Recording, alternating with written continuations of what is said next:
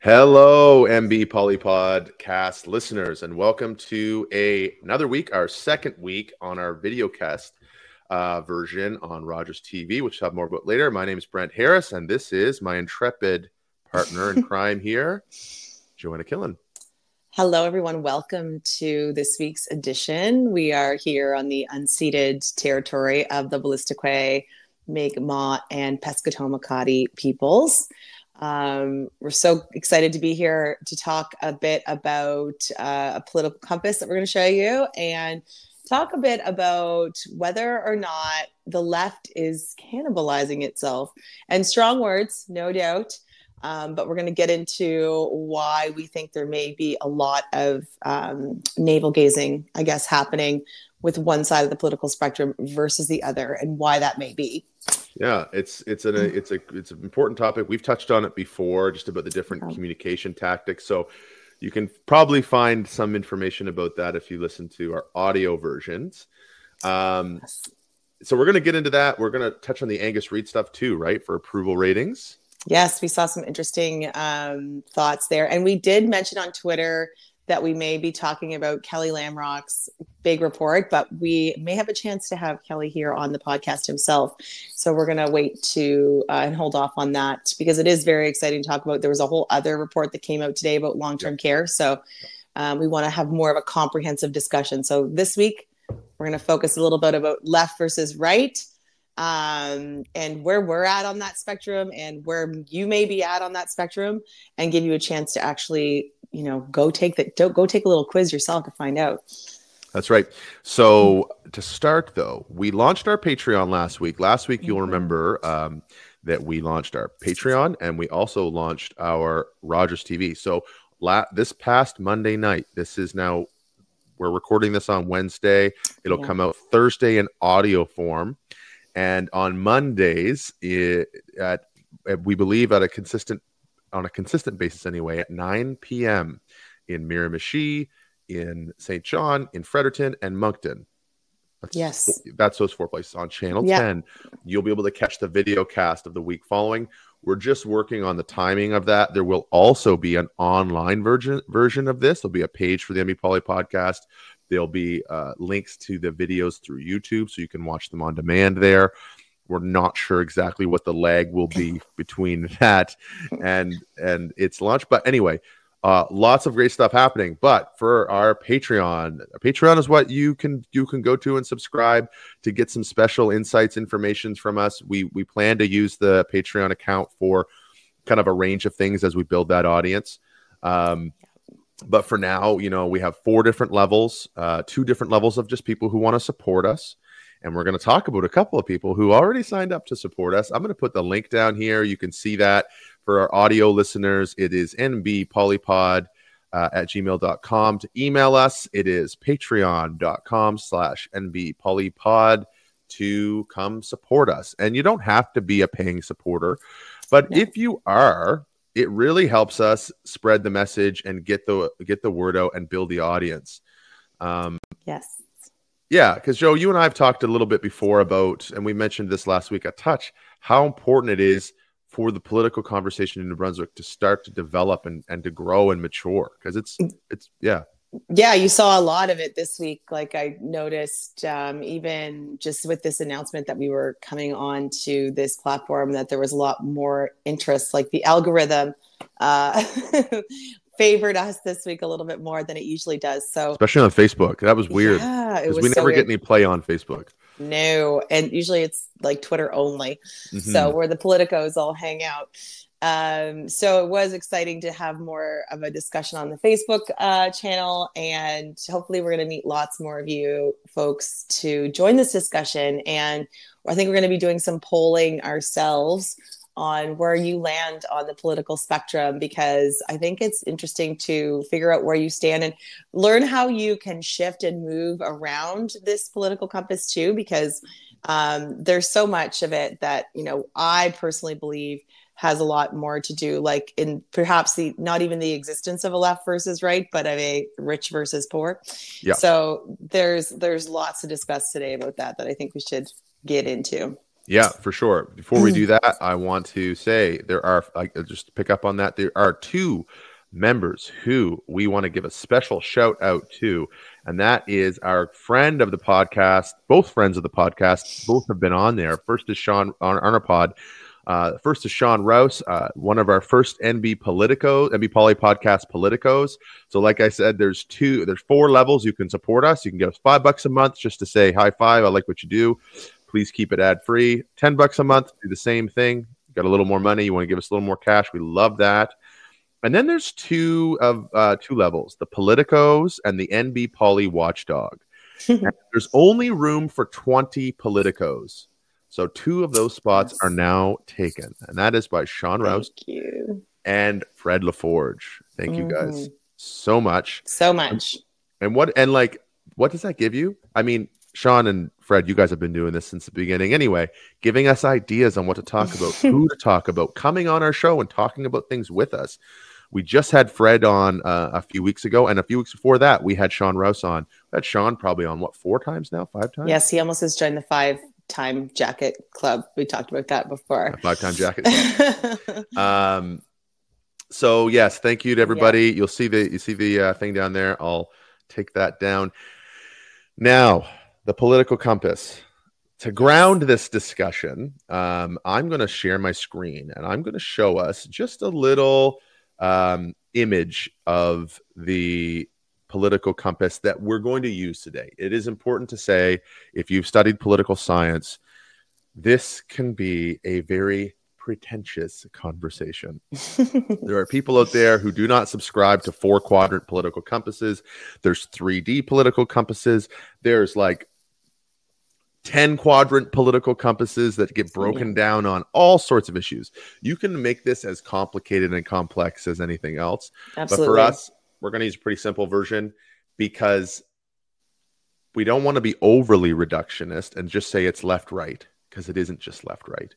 But we also don't want to get into the weeds and figure out the difference between anarcho-libertarianism and social libertarian, slightly left of bottom, social libertarianism at the very deep level. And anyway, so I'm going to share my screen and show this to you, and we'll share it on our Twitter. It was in the banner if you saw that. Yes, just so you can see it. And 1 second, we are going to look at the share screen button. Okay, here we are. Here you can see to the north we have authoritarianism. To the right, we have the right, and then to the south, we have libertarianism, and to the left, we have the left. And without getting into a 6-week political science course on this, you can see some countries that sort of embody, or leaders that have embodied different parts of this. And for the folks who are listening on the just the audio version, we're going to do our best to describe this image here, and if not, we will be hosting this on Twitter, so you can go follow along at this juncture. Yeah. And why does this matter? Because it's like we've often reduced the conversation down to, well, they're a right-wing party and they're a left-wing party. And oftentimes you can see when you actually plot them on a compass how close they are between policy issues. So it's it's the public difference, right? It's the perceived difference between leaders and parties versus the actual difference. And let's make sure everyone knows, authoritarianism would mean all encompassing. We are top down. The leader is all that matters. And if we go down to libertarianism, there is no real leader. It's everybody has their own right to, freedom, if you will. And there is no one centralized power. So it's very decentralized versus hyper centralized. Yeah. So at the top of on the right, we have sort of the leader of the top right quadrant is Pinochet and Hitler, and as you move across that spectrum on the north, so as far as centralizing powers, that it's really the decision making happens in a very centralized way with a few people. You have Stalin. But what's interesting, I find, is when you see the American leaders plotted, you see, and this isn't perfect. I mean, look, this is clearly pre-invasion of Ukraine. I mean, what Vladimir Putin has been doing since the invasion of Ukraine 2 years and 18 days ago has been a very strict reconcentration of power in him to do that. So you see Russia plotted a little funny here. But if you look at Trump, Bush, and Obama, the way we think those leaders are versus how they actually land on this compass is so interesting, because the difference because all three of them, Trump, Bush, and Obama, are pretty definitively in that northern right spectrum. And the right-left argument is really about how we organize the economy. How much state intervention do we ask for in the economy? So if you're all the way on the right, it's like nothing. It's like if you're a billionaire and you can buy the capital of New York or whatever, like if you can buy New York City with your money and you want to run it through your company, then you can. If you're all the way on the right. And if you're on the left, you know, there is no opportunity for non-state purchase of anything. So those are the far points, right? But yeah, you see Bush and Obama and Trump here kind of plotting in that same quadrant, which I think brings up to me which quadrant you're talking about, because I can't see it, and I'm sure our listeners can't either. So that's the authoritarian right. Okay. So Obama is less authoritarian than Bush, for sure. But both of them are right of center. So you have Bernie Sanders, another kind of prolific leader, considered a populist leader on the left. He is certainly left of center, but right on the line between authoritarianism and libertarianism, right? And so there's all kinds of fun stuff we can do with this, but I want to use this as a framework for us in our discussion, because both you and I have drifted in our own positions on this political compass. Yeah, I didn't quite realize how I had libertarian views in some ways. Like, that was a surprise to me, because I think there's like, we're going to do this, put the quiz up there somehow for people to go do, because coming right up, there's certain parts of, you know, thinking that the government is too involved in things that I didn't quite realize that I like held that belief, I guess, if you will. But then I have a really strict belief of thinking that government should absolutely be policing rich people, like 100%. So that drifts me over into the other quadrant, if you will, and that there should be a lot of state-led social policy and things like that. So it's very interesting. There can be different topics, and that's why there's like 3D models of this, why there's like multiple quadrant models of this, because you can land certain ways on certain things and not on certain things, and it all kind of like it comes out in kind of a weird, more 3D way than it does like a flat surface, if you will.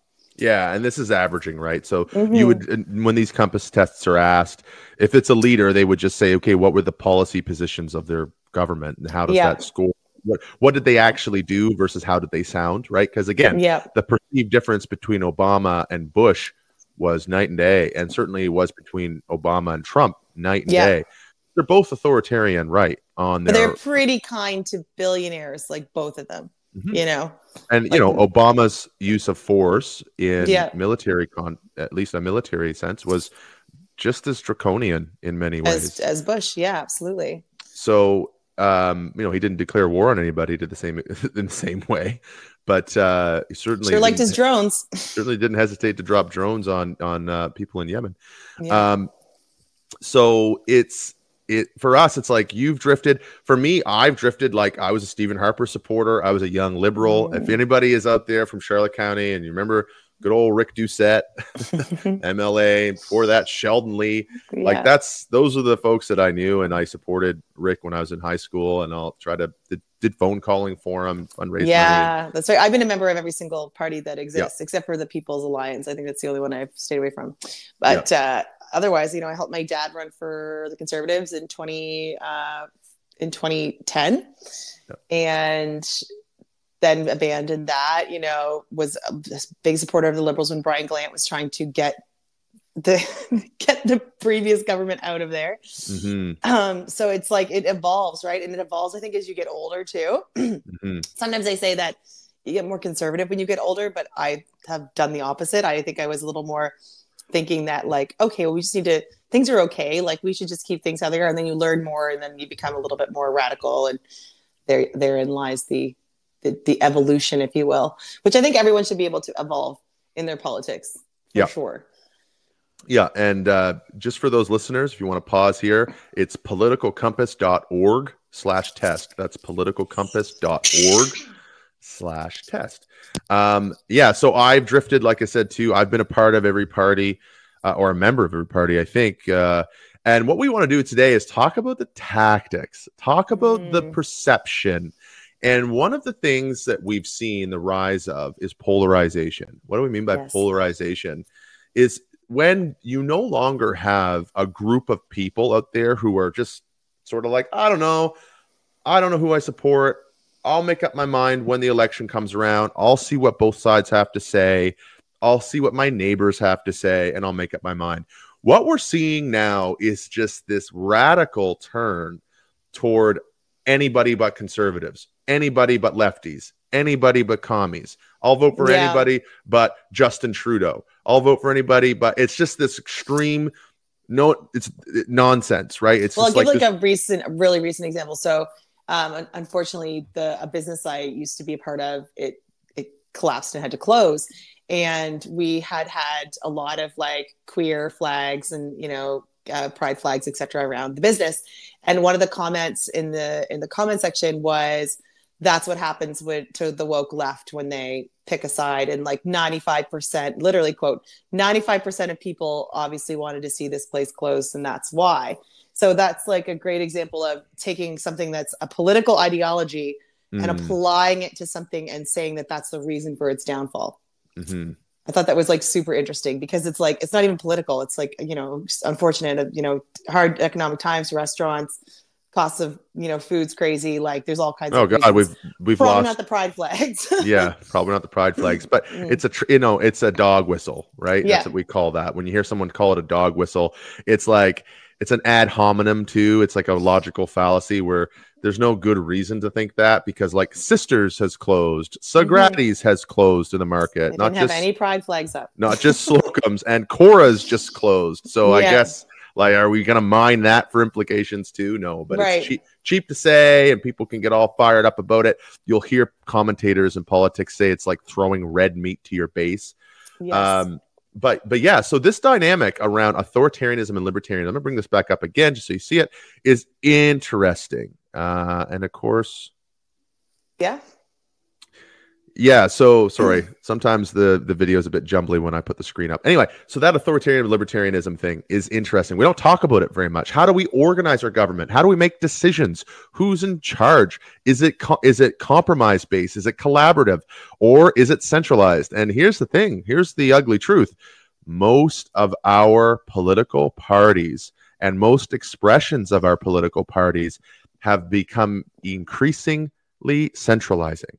So even the NDP, for example, the NDP, if you go back to its roots, under the CCF, a prairie agrarian movement, populist movement of farmers rising up against, the interests of business and banks and the nation, the national federal sort of government over the local government, like all these things that inspired the CCF and Tommy Douglas and these leaders, and then eventually Jack Layton. Over time, that party drifted from probably what looked more like a Nelson Mandela, if you see on that quadrant in that green, that South African experience, post-apartheid, decentralized in nature, collaborative, but still socially minded, still believe in levels of state intervention to support people and disrupt, certain things. And you have Gandhi, you have Stein, Luxembourg is an example of a country that fits that far left, slightly libertarian mindset.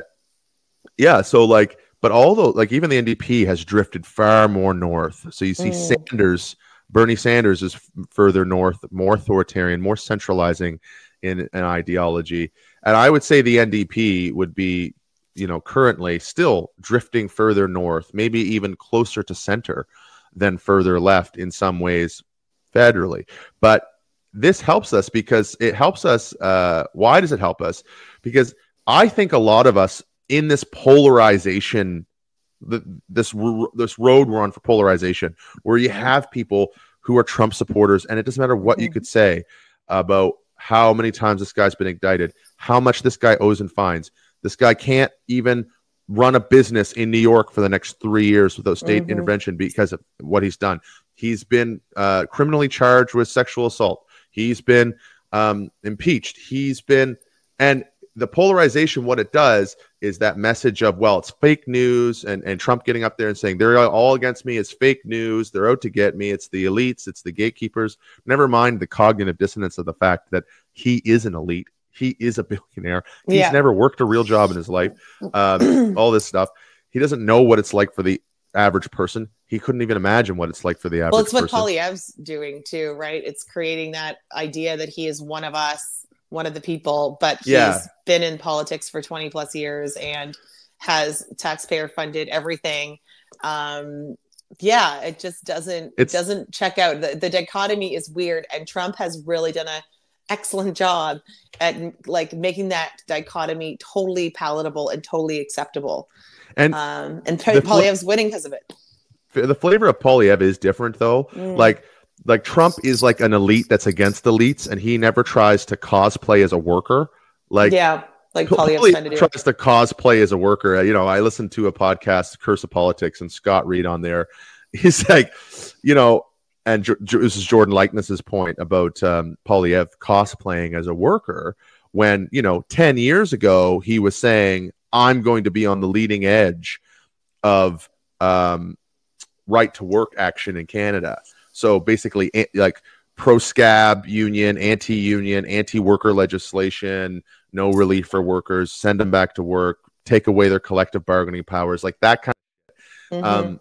That was certainly on his radar. He's certainly on the record of saying that. But now he's trying to take advantage of people's lack of knowledge about those realities. Yeah. And Scott Reed said this, he's cosplaying. He shows up with a tool belt, but his hands smell like cologne. You can't trust him. And it's just like, listen, whether you're pro Poilievre or not, I don't care. But I think we get back to this point of polarization. Yeah. I think we all are frustrated with the level of centralization that's going on. Yes, we are. I think we're all seeing it. And you mentioned too, like about your drifting around the compass. I think we are all so frustrated at seeing fewer and fewer people get to dictate the outcomes and see people we elect.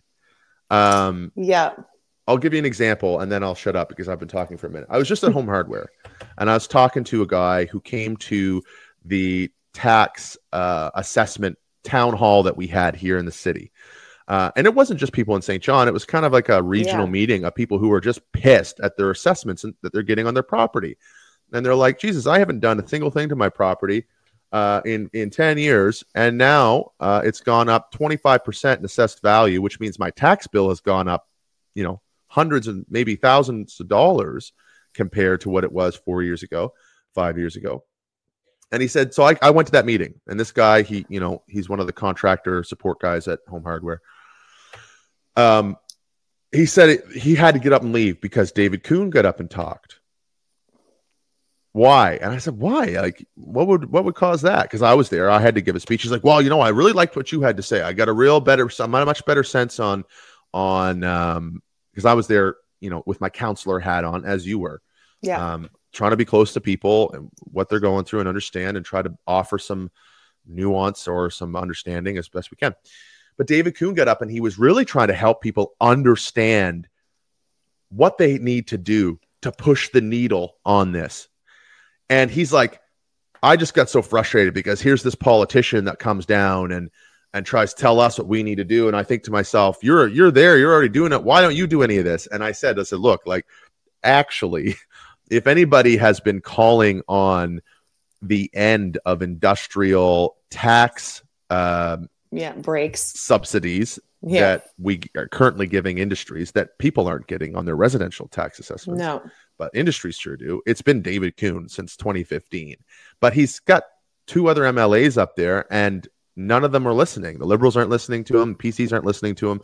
And I said, so that's why he's saying, he's like, he needs a movement of people. But you can kind of see where people's understanding is on the topic and how they're quick to as soon as there's a tonal change, because we don't all watch the same media anymore. It's not like we all watch the National before we go to bed. No. It's not like we all read the Globe or the Telegraph Journal anymore. We don't get the same information. And so it's as we see more and more power put into the hands of fewer people, as soon as somebody comes down and talks with sort of that air, then we get frustrated, and then we overrule them. And then it's easy to get hijacked by people who say to you, oh yeah, I'm against those people too. They're terrible. Yeah. Anyway, I don't know what your thoughts are on your observations on centralization and how it's happened over time, but those are some of mine. Well, I mean, I think that, yeah, because I think a lot of people think the government is one like monolith now. And it's like, we just blame everybody who's up there because nothing's happening and it's not the way we want it. And everything is frustrating and it's all broken. So when you see somebody who is in a very minor party of 3 versus even if you're a liberal and you're in a party of 20 something, and I've described this on the podcast before because I was fortunate enough to go to the throne speech this past year, and it was very alarming to see how 29 individuals in the PC party govern 800,000 people. And so you're in this room, and there's these big fancy desks, and there's like security, and there's like you have to whole thing to get in there and the whole deal. And so it feels gatekept. It feels like not welcoming to the public. And actually this past week, there was 3 union leaders who have been permanently banned from the legislature for protesting at the legislature. So I think that feeds in even more to this idea that it's us versus them. Like it is the common people versus politicians. And so, and I can see why this gentleman would say like, F them all, like, yeah. Though, because they wouldn't have an understanding that half of the room that's there doesn't get to decide what's happening, like most of the time. It is so rare, especially in New Brunswick, where if you have a majority government, that even if you have like a representative like of the opposition, that you will get anything done or accomplished. It's very impossible. And that is a huge issue with how we have the governing system right now with proportional representation. And we talked about this last week versus, first past the post versus proportional representation. So we don't have the ability for those who have differing opinions to have a say. And guys like Premier Higgs, know that and have been on the record saying like the only way to get things done is if you have a majority. Yeah. Because then having to talk to others is takes time and effort and collaboration. So when you're looking at the compass, you see the more collaborative governments are further to the left because the authoritarian ones want to have that control and power and want to have that say. And so it's disheartening when you hear them talking about things like don't delete parents and policy 713 and the 29, not all of them are like laughing and patting each other on the back when it comes to some of this stuff that has really hurt a bunch of people. Like I was like in tears half the time watching this be a thing because there's so many policies that are hurting New Brunswickers that these people are perfectly fine with. Yeah, a lot of them are too far removed from the problem to ever understand the urgency that exists on things like housing insecurity and food insecurity. And we're going to get to some of the top issues that New Brunswickers care about here.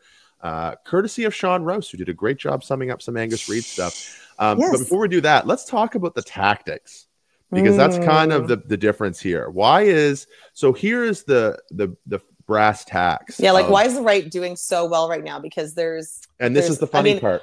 Our right's not doing super well right now in New Brunswick, but politically, federally, they're doing really, really well. Yeah.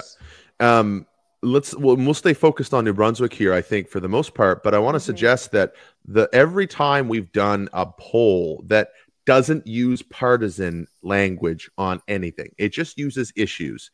What we find is 65% of the population is more of that libertarian, left-leaning position.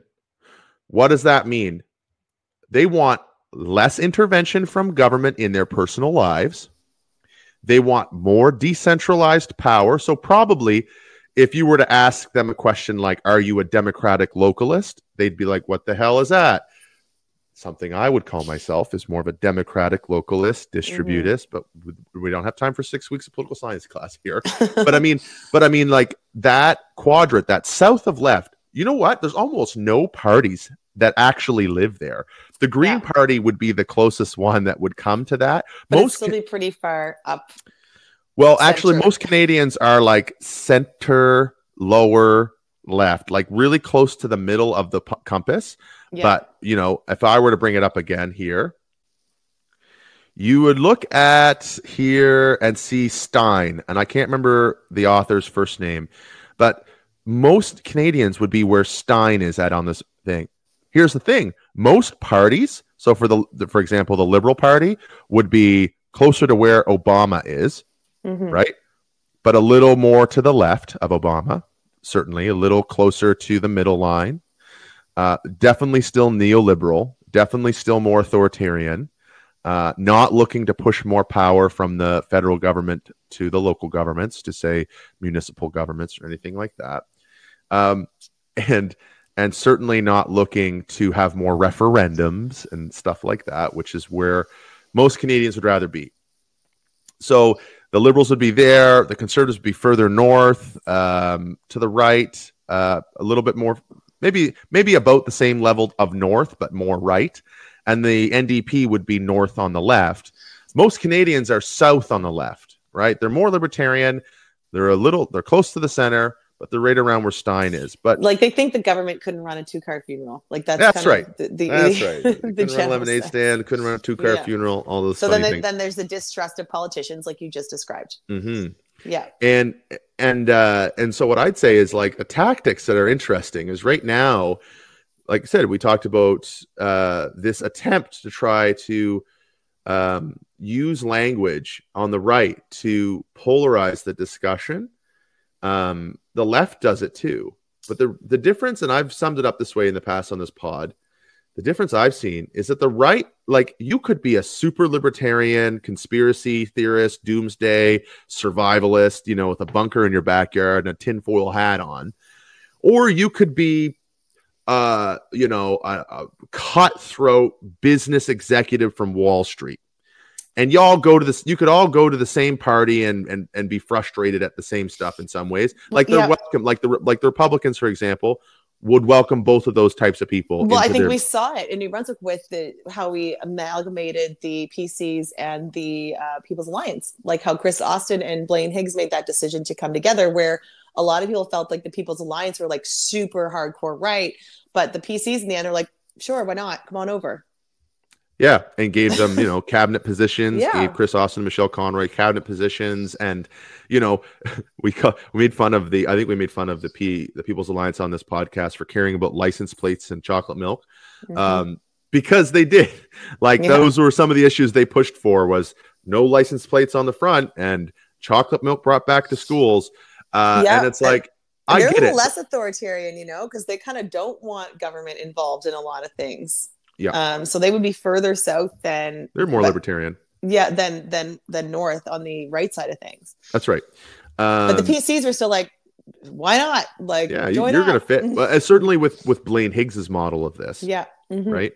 Of the progressive conservatives, I don't think we'd find the ability of, say, an Allward or a Lord even. Or a Bernard Lord. You would never see those progressive conservative leaders embrace that type of politics. And we've talked a little bit about this, like where the business elite in this province have done a really good job at lobbying both governments. Yeah. And so, the conservative side of things, like, you may be a liberal at JDI or something like that, but you're going to go to the fundraising dinner for the conservatives if you think they're going to win.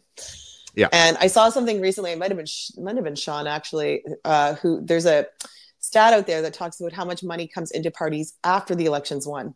And it's quite interesting because it's like, you realize that, oh yes, okay, they just want to have some sort of say and impression that they were supportive of you as the government, right? Yeah. So I gave you $1,000 the day after the election. Yeah, you did. But, yeah. So Yeah, it is. And unlike I think of this and it's like the left is very different in the way it talks. See, the left has a bigger base. I mentioned this.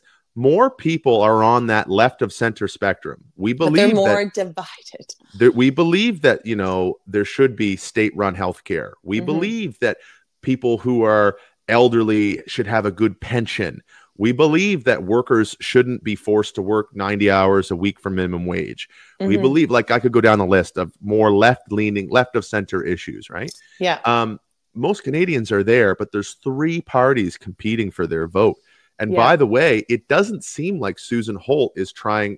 This is a take. This is not a guarantee. So take it for Brent's opinion. But it doesn't seem like Susan Holt is trying to tack to the left. It seems like Susan Holt, with her rhetoric around distancing herself from Justin Trudeau, putting out market difference. I just saw that John Herron, who was a PC MLA in the past, is potentially going to run for the Liberals under Susan. So we're not sure where Susan's going to land on that, right? But the Liberals have an ability to talk like they're lefties, but really be continuously on the right and on the north part of that. And it's like the centrist thing. And it's like, it was kind of her response to Kelly Lamrock's report, which was, these are great ideas, but it's complicated and we're not really sure. And, David Kuhn's like, no, let's do it all. So there's a real different appetite for like systemic change with parties that are a little more left than the ones that you may perceive to be left. Yes. And they may be left, like I said earlier, there may be certain issues where that's a lot easier. But when it comes to, like I say, systemic change within government, it may be a lot more difficult for a liberal, more centrist approach to accept some of those things. Certainly when it comes to taxes, right? Like taxes and proportional representation. Yeah. It's hard to see parties like the Liberals as truly taking that more left-leaning stance on taxes. If they did, then the wealthy would be far more taxed, but that's not what we see in Canada. And they'd have a harder time supporting that government, right? They'd have a harder time supporting Liberals, which we are now keenly aware that money can really win a campaign. Oh God, yeah. And you're seeing like with what the Conservatives are doing right now with their big blue wall, which is trying to pull in money from across Canada, that they are obviously not getting enough of the base cash here and they need to go outward. So they're looking for Conservatives in Alberta and Saskatchewan and BC to fund New Brunswick's Conservative Party. Because it can't fundraise what it needs here. But the thing is neither can the Liberals. The Liberals' numbers are down below. But when it comes to tactics, like the right, they're welcoming. They'll do that absorption, right? Like you talked about at People's Alliance. The left is not like this. The 60, like especially the diehard on the left, who really should be far more organized and calculating about their tone and how they approach this. They aren't. Like they will cannibalize each other. That's the title of this, right? Cannibalism. Yeah. Is that the plight of the left? And it does seem that way to me. My observation. Let's take the 2020 election, because I think that's a great example of the cannibalization of the left and the conservative rise to power. Really, because you had 3 parties, the Liberals, the Greens, and the NDP, all fighting. And we were part of that fight because we both ran for the Greens, for the left scraps, if you will, over on one side. And it led to conservative victories all around the province in a really big way. And you saw it unfold on Twitter in a really, really big way. Well, and I think this is what I mean. Like the tone of communication that we strike is, well, you didn't use that term the way I wanted you to use it. And therefore you're undermining the entire movement. And therefore you're actually a centrist. And therefore you're actually the arch nemesis of this thing. And now you're public enemy number 1. And it's like, meanwhile, we could have common ground on 9 other issues. But instead of being curious about things, and instead of us having conversations and welcoming differences and like celebrating different thoughtful takes on stuff. And even if you don't celebrate it, though, like you can at least be curious about it instead of condemning it right off the bat. And the left doesn't do that. They don't. No.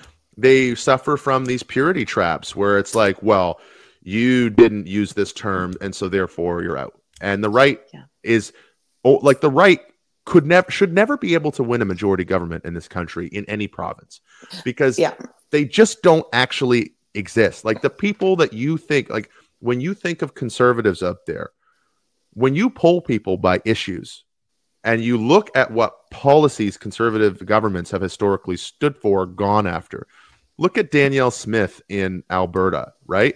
When you poll Albertans about pulling out of the Canadian pension plan, if you ask them, do you think Alberta should attack the federal government and get its own pension plan and pull out of the CPP? Overwhelming majority of Albertans are like, nope, no way. But the UCP is doing that. They've made that fight. They've tried to take that fight to Ottawa, and it would be like tragic for so many workers who would lose their pension and potentially have nothing with the new Alberta version anytime soon. There would be no continuity that you could build in easily.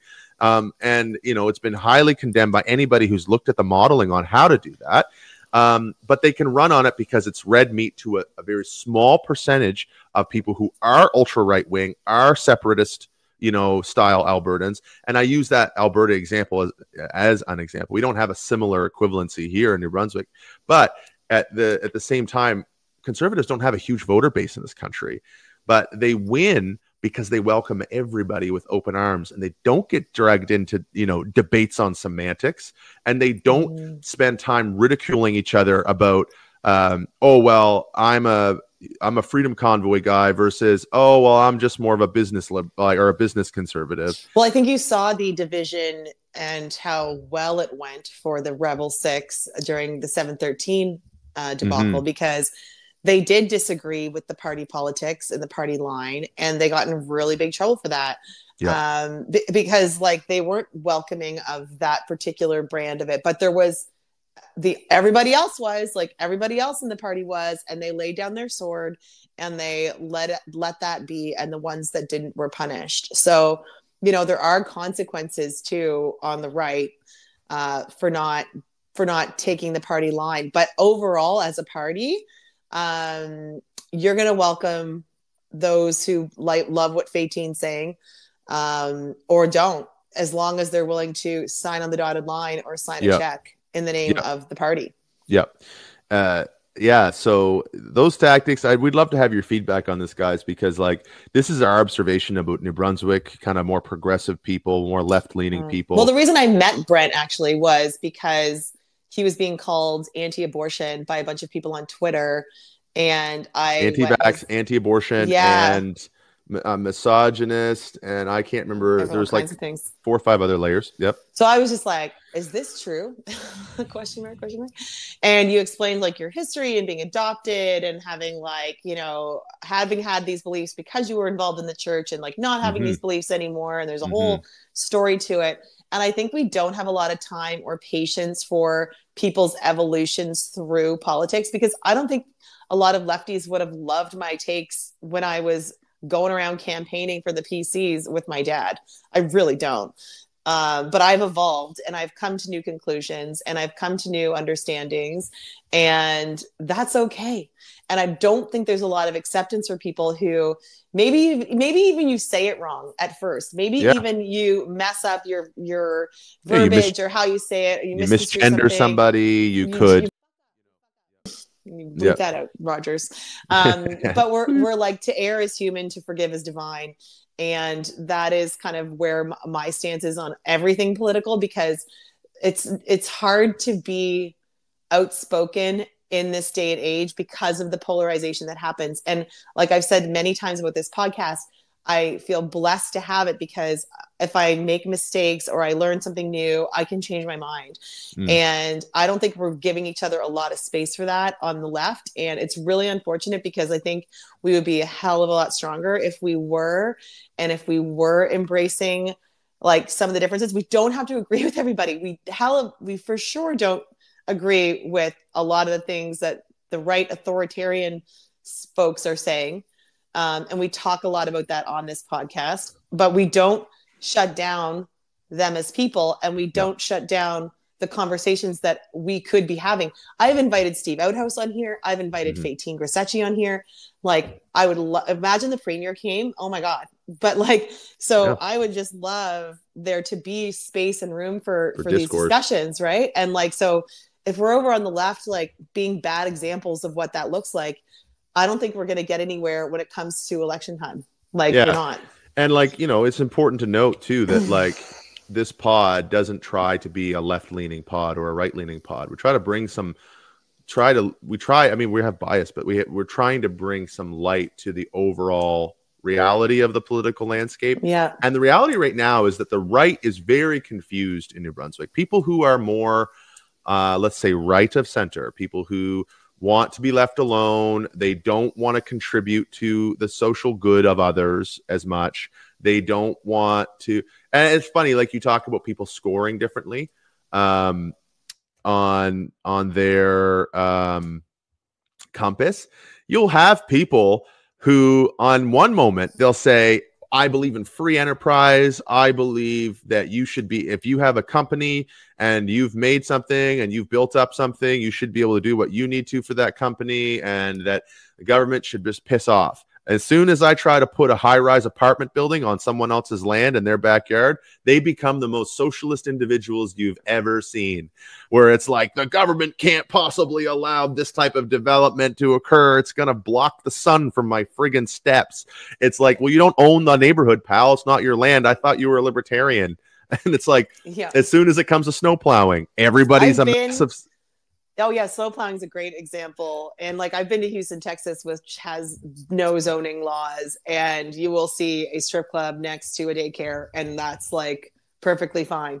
Like, there are no real, or like really tiny homes next to big, massive apartment buildings, and like, because they believe fully in the freedom to build wherever you need to.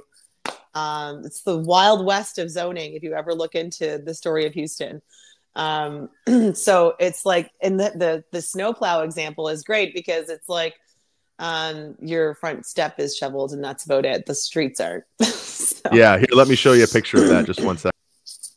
Yes. There we are. So there's the picture. It's a bit of a trope, but, it's like the libertarian theory of snow removal, right? The guy shoveled out his own driveway and nobody has shoveled out the main street that leads places, right? And it's like, I get into this conversation too. Like, this is where it's hard to understand the New Brunswick electorate too on issues, even for me. And it's like, I say even for me, of course for me, but like, you talk to people and they say, well, I think the province is trying to destroy rural communities, and the cities get everything. And I'm like, well, that's because cities are really efficient versions of human organization.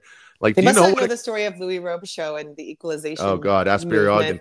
But do you realize how much it costs to send a snowplow to, Kingston Peninsula? Yeah. To, lower Appahock, to plow out 7 people? I can promise you that their taxes aren't covering that. I can promise you the taxes from Grand Manan Island are not covering the cost of that ferry. Like, it might take 30 years, 50 years, 80 years, I don't know, to cost recover from taxes and contribution.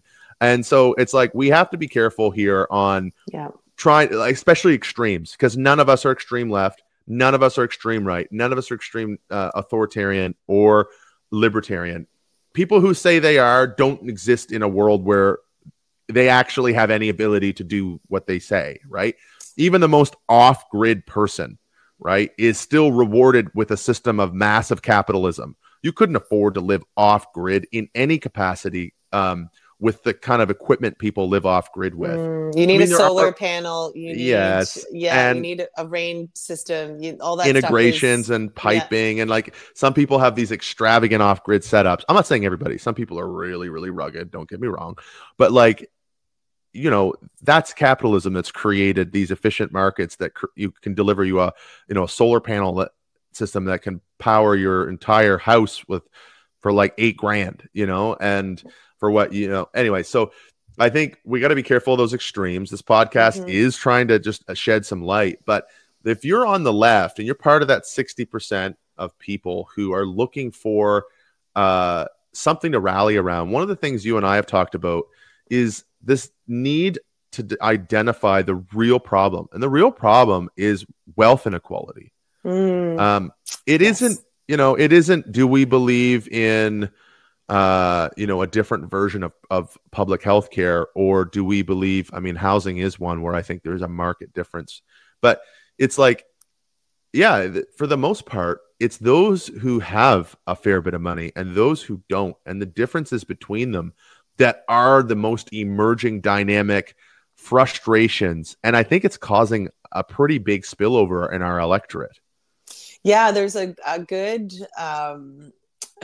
meme, I guess, that I saw about how we're not even in a capitalist society anymore. We're in a corporatist society, meaning that corporations kind of govern. Like, capitalism gives you a concept that anyone can hold on to, that anyone can go and build a bit of a mini empire for themselves. And, just even watching like the show Yellowstone, it's like Buddy has like a big ranch in Montana, and it's a bit of his own, mini empire, if you will, which affords him lots of power and privilege and all of that. But you're still like, well, it's Montana and it's like the middle of nowhere. And it's like, sure, like capitalism could exist in lots of places. And right now, what we're really seeing is how like 5 companies own all the food and all the personal care items and all the pharmaceuticals and things like that. There's not room for a bunch of different things and new players. So it's like capitalism is built on competition, creating efficient markets and low cost and the cheapest cost of goods at the most efficient return.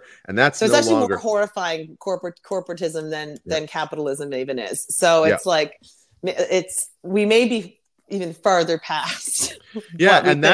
And those issues, like I remember going to those counter protests around Don't Delete Parents and getting into debates with people and saying, look, right today, none of us win. We're a bunch of working class people. I was yelling at a guy who worked for LiUNA, for God's sakes. And I'm over here. I just had walked off a job site that day or the day before. I think that day I didn't. But like the day before, I was swinging a hammer too. And here's 2 working class men yelling at each other from opposite sides while billionaires in this province and in this country are proliferated in their wealth. And the gap between the wealthy and the working class grows, and the working class has to struggle and get squeezed. And like even the gap of capacity between people who make $200,000 a year as a household or $150,000 plus, and those of us that make the average household is now bleak, right? Yeah. It's like there's just a certain point of poverty that has crept up that wages are and the inequality there has caused this rift. And what it creates is this like despondency and this frustration among the working class. And if we're not careful, we get hijacked by people who have an agenda to continue that, to continue to erode our earnings and our quality of life and our purchasing power. But tell us they're on our side because they also hate Bill Gates, or they also hate the World Economic Forum, or they're going to kill the gatekeepers and all this stuff, right? And so to me, it's like that conversation barely ever has a chance to happen. We're too busy fighting over, not to diminish the need for it, but like gender politics, or we're too busy fighting over semantics and word choice, each other, that is.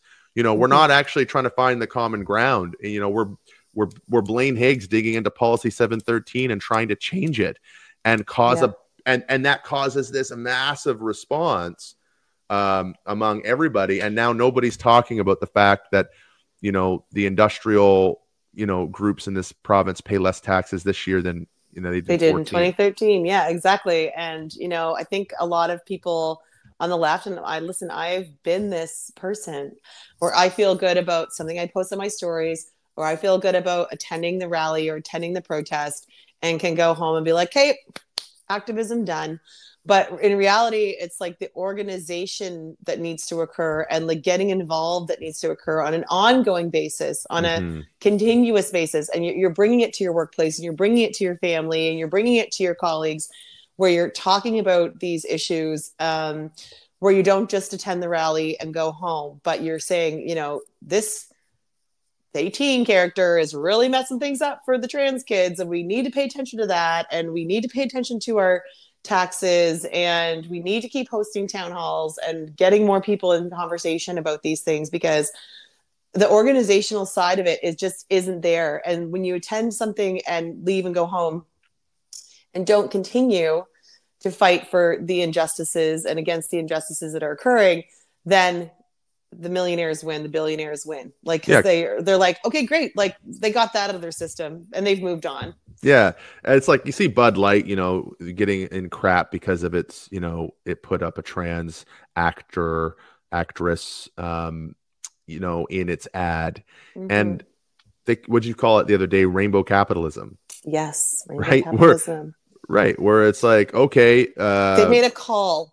They made a call that, okay, well, not just like this is doing the right thing, but it is, we will lose money wise if we don't do this. And so Bud Light took a risk because, you know, beer drinking Americans, whatever. And like, but it paid off for them because, and unfortunately at Dylan Mulvaney's expense, because she's been incredibly harassed and still is to this day. I just saw a recent one with her and Lady Gaga that was a very heartbreaking post about it.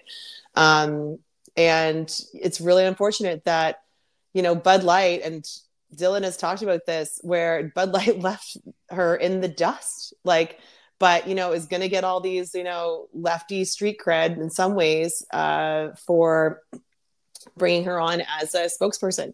So it's like, it's really sad and unfortunate that, and I think they may have made some amends since then, but like queer people are not props. And that is just, you know, an unfortunate byproduct of rainbow capitalism, because they're not actually out there trying to say, like, I don't hear RBC at the rally against 713. Like, I don't see, you know, like banks and big corporations like showing up for the more, you know, policy driven activism that needs to happen, right? It's really unfortunate. And so, but when it's Pride and there's a parade and there's a chance to be seen, then hell yeah, they're there. So and it happened to the climate change movement too, around greenwashing.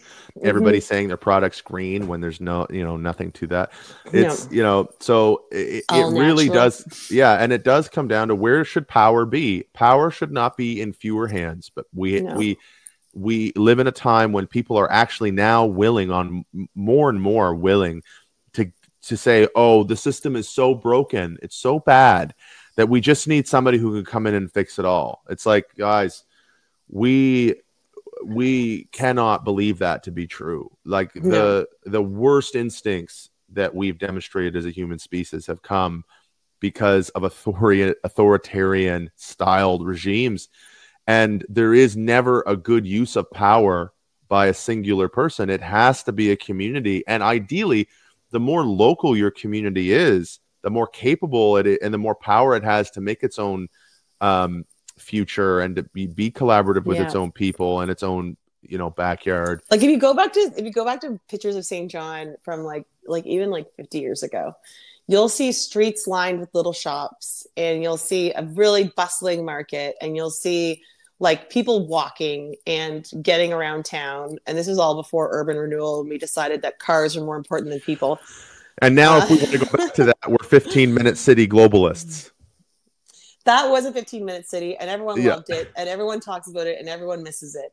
Yeah, and exactly. That's the ironic thing, is people like you know, there again. That's what polarization does. Yeah, it's like somebody stood up and said the 15-minute city is out there, and it's on an agenda to put you in an open air prison and to force you out of your homes and blah blah blah. And it's like, guys, when we didn't have cars before 1920, all of us, we had 15-minute communities, because I couldn't drive 45 minutes to Costco, right? Like, anyway, we gotta wrap it up just for the video version, because we're coming up on 1 hour. Wow. I know. So we're gonna keep talking just for a bit, and if you're listening on the audio, you'll still hear us. If you're on video, we are going to be signing off now, coming to you next week with a little follow-up on the potentially with Kelly Lamrock, potentially with another former politician in this province. We're not sure yet, but stay tuned.